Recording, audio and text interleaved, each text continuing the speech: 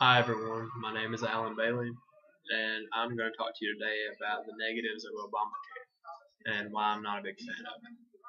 Obamacare has some good things, but it also has a lot of bad things that it's drowning in. To get started, I will talk about uh, the employer mandated taxes. Employers have to mandate taxes, and there are going to be individual mandated taxes along with taxes for the people who earn more money throughout the year. So people who make more money are going to have to pay out more taxes. Personally, I don't think that's right. You shouldn't have to pay out more taxes for because you went to school, got a great degree, and made more money. You shouldn't be punished because you did what you're supposed to be doing. There's nothing against the people that need the health care that actually deserve it. But some people don't deserve it. And if you don't work or even try to get work and you just draw off the government, you shouldn't. I shouldn't have to pay for your health care, but that's just my personal opinion. Obama has been trying to get this since he came into office, and now that he's finally done it, there's been a lot of backlash against him from everyone, including other Democrats, who just really don't like Obamacare because it sounds good whenever you just giving the pros about it, but whenever you start giving the negatives about it, it's going to hurt you and your family, and it doesn't sound so good anymore.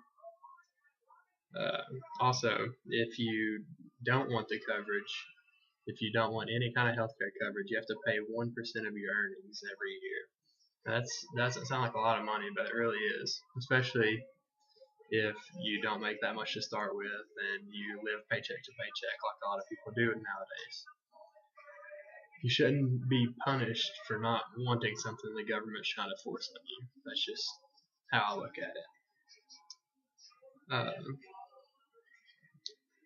Insurance companies have to cover sick people while it increases health insurance. Insurance companies are covering people right now, are going to have to start covering people next year that are sick right now, and they don't really have a choice in denying their health coverage. So that's going to drive up the money that they have to pay out whenever those people want to go to doctors and hospitals. All the people that have been paying the same health coverage for a long time and aren't sick, their health insurance is the one that's going up because of these other people that are having forcefully being put under health care when they shouldn't have to be. I'm learning all of these things from ObamacareFacts.com. It's just a little list of facts, pros and cons about Obamacare. If businesses have 50 full-time employees by 2015, they must provide health coverage, which causes hours to be cut. This is not a good thing. Many people need full-time jobs, but whenever it comes to companies having to pay out a bunch of money in health insurance every month or keeping full-time employees, they're just going to have to cut the hours back, say 5 or 10 hours a week, to keep them from being full-time. That doesn't sound like a lot of money, but it is for somebody, like I said earlier, who lives paycheck to paycheck. If you get cut off some hours, it's going to hurt you, no matter how many hours it is, how many hours you lose, or anything. And then it also will cause employers to have to cut jobs and hire less people, which is in turn hurting you as well because you're going to have to work harder or you're going to get cut off or laid off or cut back your hours or anything else just so they don't have to pay out the health insurance to you, which you can't really blame the employer because they're having it forced on them from Obamacare and the rest of the government. That's where the bad stuff comes in, is whenever stuff gets forced on you from the government. Also, insurance premiums have increased tremendously, so it doesn't matter who you are. Whenever you get your insurance, your premium is going to be ridiculously high. That's just how it is. Whereas right now they've been low because we haven't had where the whole country has had health insurance. The next thing I want to talk about comes from an article by Kimberly Ayrton at Ask.com, and it raises healthcare for an average person in the middle class, which means basically that it's gonna cost the middle class money that they already don't have, or their disposable income is low enough as it is, and they don't need to take from their disposable income to put towards health insurance that they shouldn't have to pay for. Most of the middle class probably already has health insurance, but it's not at the ridiculous price that it's going to be through Obamacare.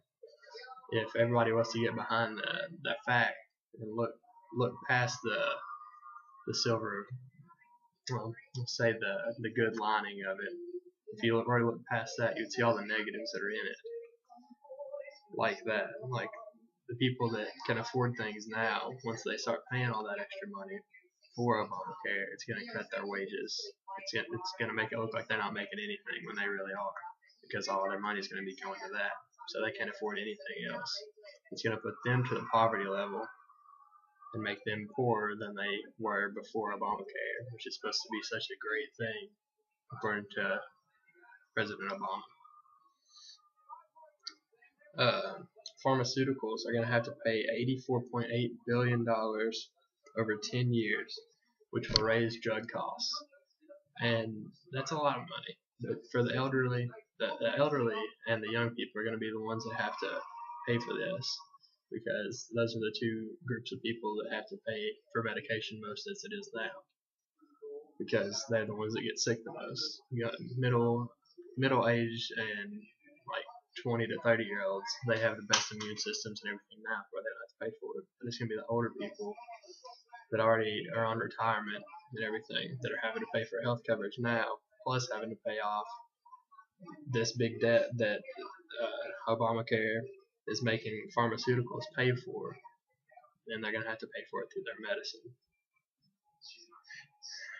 3 to 5 million people can lose their company health coverage just because Obamacare is, like I talked about earlier, being cutting down hours and stuff. It's making companies cut down hours because of the 50 full-time employee thing.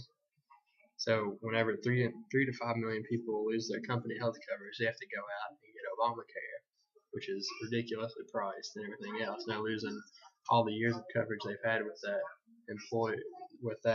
the company health coverage, and that's just ridiculous. They shouldn't lose all that they've worked toward all these years just because Obamacare is coming in here and basically kicking it out. Families can only deduct medical expenses that exceed 10% of income starting in 2013, which was this year, and it was previously 7.5%. That is a huge increase. That's a 25% increase when it just shouldn't have been. That's just a ridiculous amount of money. So say you're 8%, like 8% of your medical expenses, you can't get that deducted just because of Obamacare, because it's raising up the price to get it deducted, and you can't get that back. There's nothing that you can do about it. You can't fight that or anything. It's just it was raised that high, and there's no stopping that or turning it back.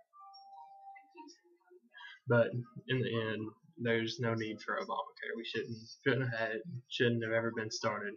Nothing. We need to turn this back around before it gets too bad, and we need to fix all of this. And no one can fix this problem but the American people and the rest of our population. Thank you.